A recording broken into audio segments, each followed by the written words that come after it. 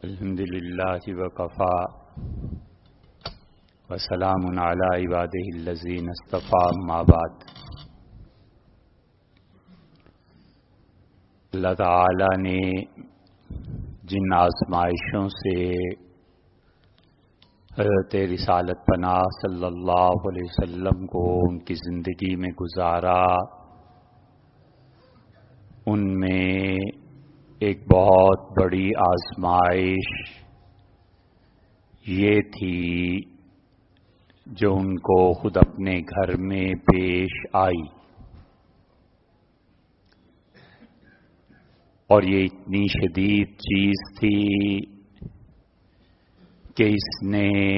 مدینہ منورہ کو ہلا کر رکھ دیا، اور ام المومنین حضرت عائشہ رضی اللہ عنہا جو اپنے گھر تشریف لے گئیں اس وقت تک کی بات ہو گئی تھی۔ اس سارے واقعے میں 5 مرحلے پیش آئے، ان 5 مراحل میں سے ایک مرحلہ یہ تھا کہ 1 مہینے تک مدینہ منورہ میں یہ افواہ گونجتی رہی، سب کچھ ہوتا رہا، اور ام المومنین حضرت عائشہ رضی اللہ عنہا تک کوئی خبر پہنچائے کسی کی ہمت بھی نہیں تھی، اور اتنی بڑی بات کوئی کر بھی نہیں سکتا تھا۔ حتیٰ کہ مصطح ابن اثاثہ رضی اللہ عنہ جو بدری تھے، اور اس سارے قصے میں اکابر صحابہ کرام رضی اللہ عنہم میں سے 3 بہت بڑی ہستیاں تھیں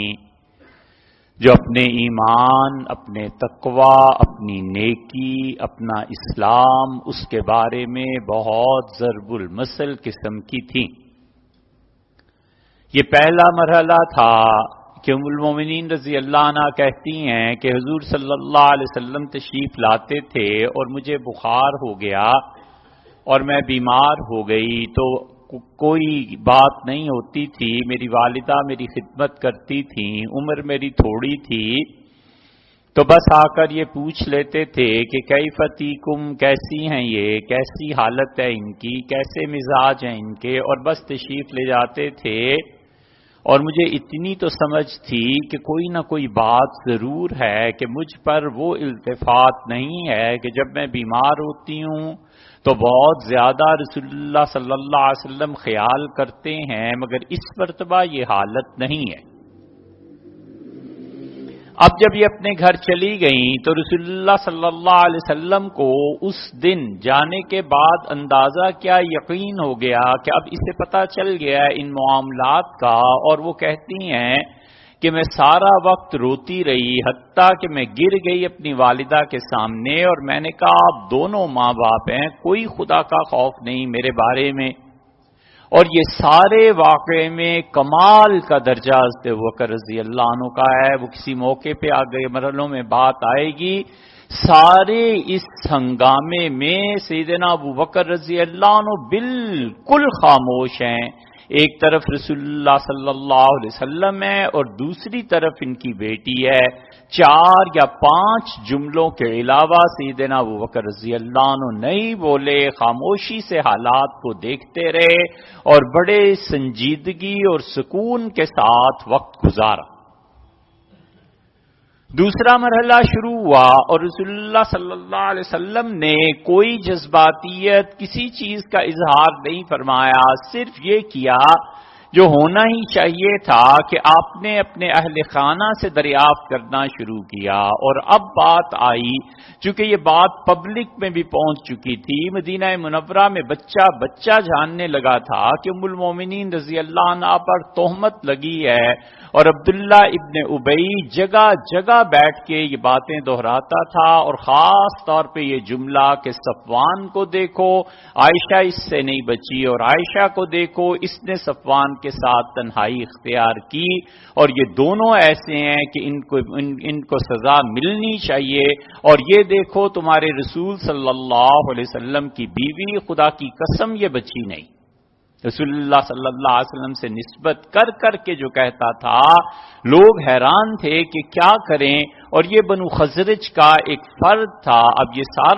سارا ماحول تیار کیا جا رہا ہے تاکہ اوس اور خزرج آپس میں لڑ پڑیں، اور اگر اوس اور خزرج کی لڑائی ہو جاتی، رسول اللہ صلی اللہ علیہ وسلم کی ساری عمر اور حیات طیبہ کی محنت ختم ہو جاتی، وہاں پہ سب کچھ بہہ جاتا اور سب کچھ ختم ہو جاتا۔ اوس اور خزرج یہ دونوں قبائل، ان میں بھی یہ باتیں پہنچی ہوئی تھیں اور طرح طرح کی باتیں ہو رہی تھیں، حتیٰ کہ رسول اللہ صلی اللہ علیہ وسلم نے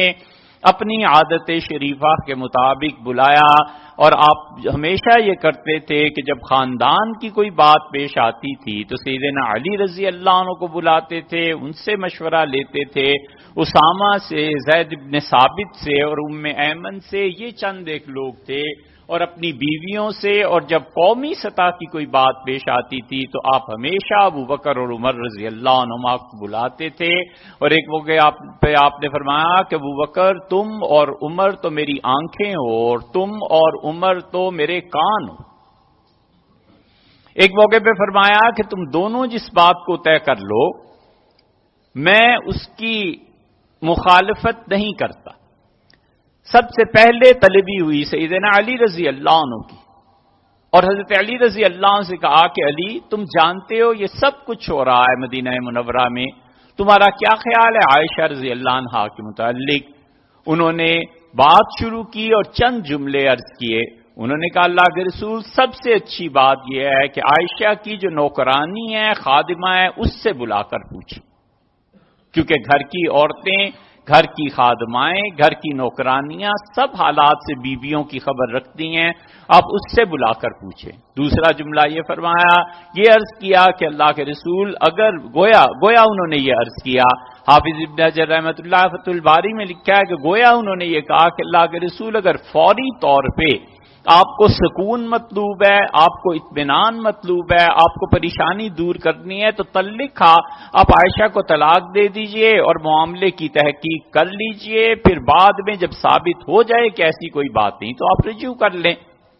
اور تیسری بات انہوں نے کہا اللہ کے رسول تیسری بات یہ ہے کہ اگر آپ سمجھتے ہیں کہ اس کی تحقیق ہونی چاہیے تو پھر آپ کا قلق، آپ کی تکلیف، آپ کی پریشانی ہم لوگوں سے نہیں دیکھی جاتی، پھر اس پہ فوری کوئی آپ فیصلہ فرما دیجئے۔ حضرت علی رضی اللہ عنہ نے یہ بات کہی اور خاموش ہو گئے۔ رسول اللہ صلی اللہ علیہ وسلم نے بلایا اسامہ کو، یہ بعض روایات میں آتا ہے لیکن غالباً حضور صلی اللہ علیہ وسلم نے اسامہ کے والد زید کو بلایا، زید ابن ثابت، اصل میں یہ یمنی تھے اور مکہ لا کر بیچے گئے تھے، اور پھر یمنیوں کو اس دن پتا چلا کہ یہ زید ہے، یہ ہمارا یمنی ہے، اور انہیں خریدا تھا حکیم ابن حزام نے۔ اور حکیم ابن حزام نے کیوں خریدا تھا؟ اس وقت جب رسول اللہ صلی اللہ علیہ وسلم 25 سال کے تھے، شادی ہو رہی تھی، تو آپ کی اہلیہ سے خدیجہ رضی اللہ عنہا نے کہا کہ حکیم ان کے پھوپھیزاد بھائی تھے۔ قصہ یہاں سے شروع ہوتا ہے۔ انہوں نے اپنے بھائی پھوپھیزاد بھائی حکیم سے کہا کہ حکیم میرے شوہر محمد صلی اللہ علیہ وسلم میری رخصتی ہے کل، میں ان کو کوئی تحفہ دینا چاہتی ہوں۔ تو یہ گئے اور زید رضی اللہ عنہ 9 سال کے تھے، انہیں خرید کر لے آئے اور کہا کہ یہ غلام پیش کیجئے گا۔ تو حضرت زید رضی اللہ عنہ تو شروع دن سے رسول اللہ صلی اللہ علیہ وسلم کے ساتھ تھے، حتیٰ کہ تقریباً 25 برس کے ہوئے تو وحی کا سلسلہ شروع ہوا، یہ تو ظاہر ہے مسلمان ہو گئے اور سب چیزیں تھیں، اور اس کے بعد رسول اللہ صلی اللہ علیہ وسلم کو ان سے بڑی محبت تھی۔ دوسری طرف رسول اللہ صلی اللہ علیہ وسلم کے والد گرامی حضرت عبداللہ جو کچھ اپنے بیٹے کے لیے، اس یتیم کے لیے چھوڑ کر گئے تھے، ان میں 1-2 اونٹنیاں تھیں اور ایک ام ایمن تھی باندھی۔ ام ایمن حضور صلی اللہ علیہ وسلم کو یہ جوان تھیں یا جوانی کے آغاز میں تھیں، اس وقت ملی تھی، اور ام ایمن جب بڑی ہوئی ہیں تو رسول اللہ صلی اللہ علیہ وسلم کو وراثت میں ملی تھیں اور بہت خیال کرتی تھیں، تو آپ نے زید کا نکاح ام ایمن سے کر دیا تھا، اپنی باندی سے، اور ام ایمن اور زید سے جو اولاد پیدا ہوئی یہ تھے حضرت اسامہ رضی اللہ عنہ۔ اسامہ رسول اللہ صلی اللہ علیہ وسلم کو بہت پیارے لگتے تھے، بہت زیادہ محبت تھی اسامہ، اتنی محبت تھی کہ حضرت عائشہ رضی اللہ عنہ کہتی ہیں اسامہ بچہ تھا اور گر پڑا اور اس کے ماتھے سے خون نکل آیا، تو رسول اللہ صلی اللہ علیہ وسلم نے کہا اسامہ کا ماتھا صاف کرو، تو مجھے بڑی کراہت ہوئی کہ میں بچے کے خون میں ہاتھ رنگوں، تو آپ اٹھے جلدی سے اور اسامہ کا ماتھا صاف کیا، پھر پیار کیا اور فرمایا اسامہ میری بیٹی ہوتی میں اس کے لیے اچھے کپڑے بناتا، اسامہ میری بیٹی ہوتی میں اس کے لیے زیور بناتا، پھر میں اس کی شادی کرتا۔ بہت تعلق خاطر تھا رسول اللہ صلی اللہ علیہ وسلم کو، آخری آدمی آخری جس کے لیے آپ نے دعا فرمائی اسامہ تھے، اور اسامہ رضی اللہ عنہ کو یہ بخاری میں آیا ہے کہ بلایا، لیکن غالباً ان کے والد زید رضی اللہ عنہ کو بلایا ہوگا۔ بہرحال انہیں بلایا گیا اور انہوں نے کہا اللہ کے رسول ہم اللہ کی قسم کھاتے ہیں کہ عائشہ کے بارے میں کوئی ایسی بات نہیں ہے، سبحانک ھذا بہتان عظیم، پاک تو اللہ ہی کی ذات ہے لیکن یہ بہت بڑا بہتان ہے۔ اس سے رسول اللہ صلی اللہ علیہ وسلم فارغ ہوئے، ام ایمن کو بلایا، ام ایمن نے بھی گواہی دی، اس سے کہا ہم نے تو آج تک نہ ایسی بات دیکھی نہ سنی، یہ سب جھوٹ ہے جو لوگ بک رہے ہیں۔ اور پھر رسول اللہ صلی اللہ علیہ وسلم نے حضرت علی رضی اللہ عنہ کی بات جو تھی کہ آپ کسی نوکرانی کو بلائیں، نبی کریم صلی اللہ علیہ وسلم نے بلایا، حضرت عائشہ رضی اللہ عنہا کے ساتھ جو خادمائیں ان کی رہتی تھیں، باندیاں تھیں۔ امام بخاری رحمت اللہ علیہ کہتے ہیں کہ بریرہ کو بلایا۔ اب بریرہ کا آنا بڑا مشکل ہے، اس لیے کہ بریرہ رضی اللہ عنہا کی یہ بات اگرچہ صحیح بخاری میں آئی ہے، لیکن بریرہ وہ جو مشہور ہیں یہ تو عائشہ رضی اللہ عنہا نے خریدی ہیں فتح مکہ کے بعد، اور یہ وہ بریرہ ہیں جنہوں نے مغیث اپنے شوہر سے طلاق چاہی تھی، اور رسول اللہ صلی اللہ علیہ وسلم نے مغیث کی سفارش اور حمایت کی تھی اور فرمایا تھا کہ بریرہ نہ طلاق لے اس سے، تو انہوں نے کہا کہ آپ کا حکم ہے یا مشورہ، تو آپ نے فرمایا میرا مشورہ ہے، ان کا اللہ کے رسول میں معذور ہوں آپ کا مشورہ قبول کرنے سے، اگر یہ وہ بریرہ ہے تو یہ بریرہ تو فتح مکہ کے بعد آئی ہے، اس موقع پہ اس کا کیا کام؟ اس لیے بریرہ رضی اللہ عنہ جو مشہور صحابیاں ہیں یہ بات کی بات ہے، یا تو پھر بریرہ اس موقع پہ بھی کوئی باندی ہوگی اس کا نام بریرہ ہوگا، اور بریرہ یہ جو مشہور ہیں حضور صلی اللہ علیہ وسلم نے فتح مکہ کے موقع کے بعد جب طلاق ہوئی ہے، جب مغیث نے سنا کہ مجھے طلاق دینی پڑ جائے گی، رسول اللہ صلی اللہ علیہ وسلم نے اپنے چچا سے عباس رضی اللہ عنہ کو بلایا، بڑے تعجب کے ساتھ فرمایا کہ چچا آپ مغیث کو دیکھتے ہیں یہ بریرہ کی محبت میں اتنا ڈوبا ہوا ہے، میں اسے دیکھتا ہوں مکہ کی یہاں گلیوں میں پھرتا ہے اور روتا ہے اس کی یاد میں، مجھے تعجب ہے کہ کسی آدمی کو اتنی محبت کسی عورت سے ہو جاتی ہے۔ رسول اللہ صلی اللہ علیہ وسلم نے یہ جو بریرہ ہیں یہ پھر اور تھیں کوئی، بہرحال اسے بلایا اور اسے کہا، اور اسے کہا اللہ کی قسم دے کے کہتا ہوں عائشہ کے بارے میں بتاؤ، اس نے کہا اللہ کے رسول کچھ نہیں ہے، ایک برائی ہے وہ یہ کہ میں آٹا گوندھ کے رکھتی ہوں، اسے کہتی ہوں کہ خیال کرنا، اور میں آگ لینے جا رہی ہوں تاکہ ہم روٹی پکا لیں، اور یہ کم عمری کی وجہ سے اور اس کا جسم اس میں پانی زیادہ ہے تو یہ لیٹتی ہے پھر سو جاتی ہے، پھر کوئی جانور کوئی آتی ہے بکری کوئی چیز کھا اور آٹا کھا جاتی ہے، مجھے دوبارہ گوندنا پڑتا ہے، بس یہ مجھے اس سے شکایت ہے، اس کے علاوہ مجھے اس سے کوئی شکایت نہیں ہے۔ حضور صلی اللہ علیہ وسلم سمجھ گئے کہ یہ نہیں سمجھ پائی، آپ نے فرمایا میں تمہیں خدا کی قسم دے کے کہتا ہوں اس کے کردار کے بارے میں بتاؤ، چھوڑو اس بات کو۔ اس نے کہا اللہ کے رسول، اب وہ سمجھ گئی، اس نے کہا خدا کی قسم میں نے تو عائشہ میں کبھی کوئی بات ایسی دیکھی نہیں، یہ کون کہتا ہے؟ پھر رسول اللہ صلی اللہ علیہ وسلم نے دوسری کو بلایا، اس کا نام ہمیں نہیں معلوم اب تک ہو سکا، لیکن اتنا آیا ہے کہ حبشیہ تھی، اور صحابہ رضی اللہ عنہ کہتے ہیں ہمیں اس کی عقل پہ تعجب آتا تھا، اتنی عقل مند وہ عورت تھی کہ رسول اللہ صلی اللہ علیہ وسلم نے اس سے کہا عائشہ کے بارے میں تمہارا کیا خیال ہے؟ اس نے کہا اللہ کے رسول سونا جب سنار کے پاس جاتا ہے الکبریت الاحمر تو سونے کی سرخی بتاتی ہے کہ وہ کتنا خالص ہے، خدا کی قسم عائشہ خالص سونے سے زیادہ پاک ہے، اطیب من ذالک، اللہ کی قسم سونے میں کھوٹ ہو سکتی ہے کہیں، عائشہ میں کوئی ایسی بات نہیں ہے۔ اور پھر اس نے عجیب بات کی، اس نے کہا اللہ کے رسول آپ خود سوچیں اگر عائشہ جیسی عورت میں کوئی بات ہوتی تو اللہ آپ پر وحی نہ نازل کر دیتا، اللہ عائشہ کو آپ کے گھر میں رہنے دیتا۔ صحابہ رضی اللہ عنہ کہتے ہیں ہمیں تعجب ہوا اس عورت کی سمجھداری پہ کہ کتنی سمجھدار عورت ہے، اور پھر رسول اللہ صلی اللہ علیہ وسلم نے بلایا اپنی بیوی زینب رضی اللہ عنہا کو. زینب بنت جاش تھیں، اور یہ دوسرے مرحلے میں اب رسول اللہ صلی اللہ علیہ وسلم نے زینب سے پوچھا کہ تمہارا کیا خیال ہے اپنی سوکن عائشہ رضی اللہ عنہا کے متعلق. تو اس نے کہا اللہ کے رسول، اللہ میری آنکھوں کو بچائے کہ میں گناہ کروں، اور اللہ میرے کانوں کو بچائے کہ میں گناہ کروں. اللہ کی قسم عائشہ میں کوئی ایسی بات نہیں. یہ زینب امیمہ کی بیٹی تھی، اور امیمہ رسول اللہ صلی اللہ علیہ وسلم کی پھوپھی تھیں اور حضرت عبد المطلب کی بیٹی تھیں. حضور صلی اللہ علیہ وسلم کے والد عبداللہ، امیمہ، یہ سب آپس میں بہن بھائی تھے. اب جب پھوپھی ذات بہن تھیں تو حضرت عائشہ رضی اللہ عنہا انہی کے متعلق صحیح بخاری میں آتا ہے، کہتی ہیں ہی اللتی تسامینی، یہ تھی جو میری ٹکر کی عورت تھی، یہ تھی رسول اللہ صلی اللہ علیہ وسلم کی بیویوں میں جو میرے برابر کی تھیں. میں کوئی بات کہتی تھی اور زینب آ کے کچھ بات کہتی تھی تو میں سمجھتی تھی کہ حضور صلی اللہ علیہ وسلم تردد میں پڑ گئے کہ میری بات مانے یا زینب کی بات مانے. زینب یہ وہی ہیں جن کی شادی زید سے ہوئی تھی، اور قرآن نے اس کے متعلق ذکر بھی کیا ہے. زینب رضی اللہ عنہا نے گواہی دی حضرت عائشہ رضی اللہ عنہا کے پاک ہونے کی، اور امیمہ حضور اقدس صلی اللہ علیہ وسلم کی پھوپھی اور ان کے شوہر جہش، اس جہش کے ہاں اولاد تھی، اور ایک تو یہی تھی ام المومنین رضی اللہ عنہا، ان کی چھوٹی بہن ہمنا. اس نے کیا، ظاہر مسلمان تھی، ہمنا نے اس میں بڑھ چڑھ کے حصہ لیا، اور ہمنا نے عورتوں میں یہ بات پھیلائی، اور انہوں نے کہا عائشہ اور صفوان، عائشہ اور صفوان. یہ بات ہمنا نے پھیلائی. اب وہ بھی رسول اللہ صلی اللہ علیہ وسلم کی پھوپھی ذات بیٹی ہیں. اور پھر حضرت جاش رضی اللہ عنہ کے بیٹے ابو احمد بہت اکابر صحابہ کرام رضی اللہ عنہ میں سے تھے، لیکن اپنے بہن کے کہے میں آ گئے. بہن نے جو کچھ کہا انہوں نے جانا کہ یہ سچ ہے. وہ نابینا بھی تھے، اور نابینا تھے ایسے کہ مکہ کے بالکل پہاڑ پر رہتے تھے، اور روزانہ پہاڑ سے اترتے تھے، گھر واپس جاتے تھے بغیر کسی گائیڈنس کے. انہیں پتا تھا کہاں کون سا پتھر ہے، کس طرف سے جانا ہے. جیسے ایک نابینا 10 12 15 سال ایک راستے سے گزرتا رہے تو عادی ہو جاتا ہے،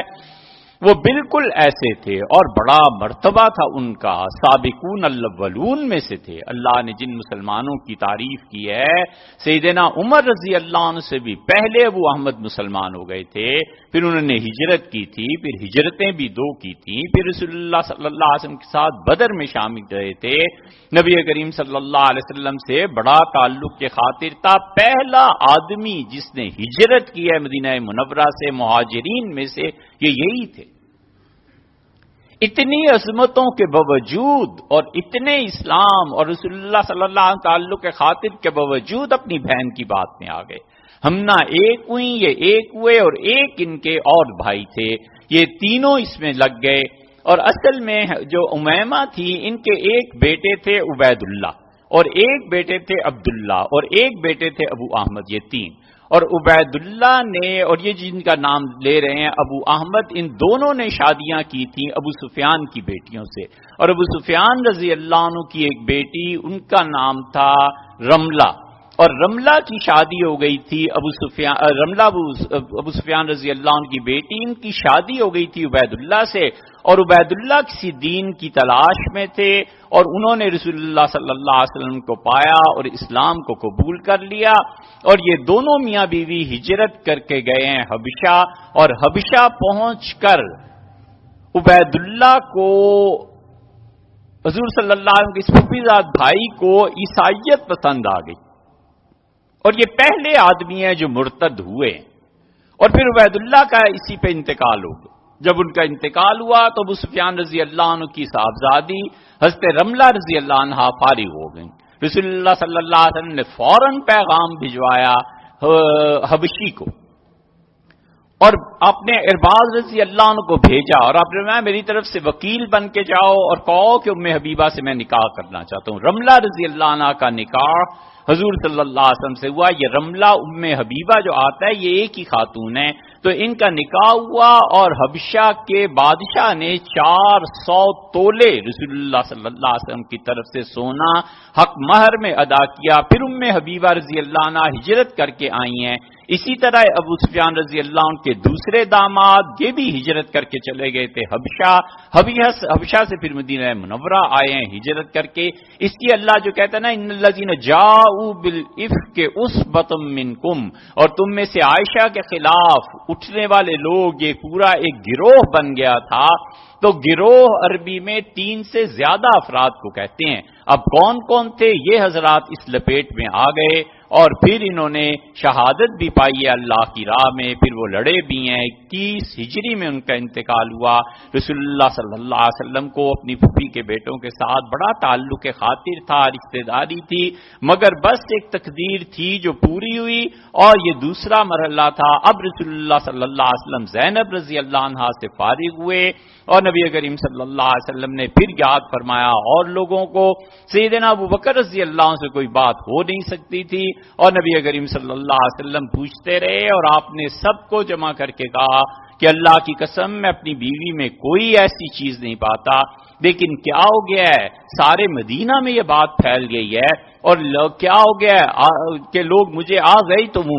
تم لوگوں نے مجھے تکلیف دینے کا ٹھیکہ لے لیا ہے. ہر آدمی اٹھ کے بات کرتا ہے، ہر آدمی اٹھ کے بات کرتا ہے. حضور صلی اللہ علیہ وسلم کی یہ ناراضگی، غصہ اور ان کی تکلیف اب یہ برداشت ہوتی نہیں تھی. اب تیسرا مرحلہ شروع ہوا اور رسول اللہ صلی اللہ علیہ وسلم مسجد نبوی میں تشریف لائے اور آپ منبر پر کھڑے ہو گئے اور اس وقت پورے مدینہ کے سرکردہ افراد، اوس، حضرت، صحابہ کرام رضی اللہ عنہم اور سیدنا عمر رضی اللہ عنہ، علی، اسامہ، سب کے سب حاضر تھے اور رسول اللہ صلی اللہ علیہ وسلم تقریر شروع کی. حضرت عائشہ رضی اللہ عنہ کہتی ہیں میں کبھی سوچ بھی نہیں سکتی تھی کہ میری یہ ہمت، میری شخصیت ایسی ہو جائے گی کہ رسول اللہ صلی اللہ علیہ وسلم اس پہ مسجد نبوی میں خطبہ دیں. میں تو زیادہ سے زیادہ یہ سوچتی تھی کہ حضور صلی اللہ علیہ وسلم کو خواب کوئی آ جائے گا اور اس میں میری برات کا اظہار ہو جائے گا. حضور صلی اللہ علیہ وسلم اس تیسرے مرحلے پر کھڑے ہوئے اور آپ نے خطبہ شروع فرمایا اور آپ نے کیا ہو گیا ہے لوگوں کو، مجھے تکلیف دینے پہ تلے ہوئے ہیں، کون ہے جو میری طرف سے دفاع کرے اور کون ہے جو میری طرف سے اٹھے. حضرت سعد رضی اللہ عنہ اٹھے اور انہوں نے تقریر شروع کی. یہ تیسرا مرحلہ تھا جہاں پہ سعد رضی اللہ عنہ کا نام آیا ہے اور انہوں نے رسول اللہ صلی اللہ علیہ وسلم کو تسلی دینی شروع کی. آئندہ جمعہ انشاءاللہ اس تیسرے مرحلے پہ بات کریں گے.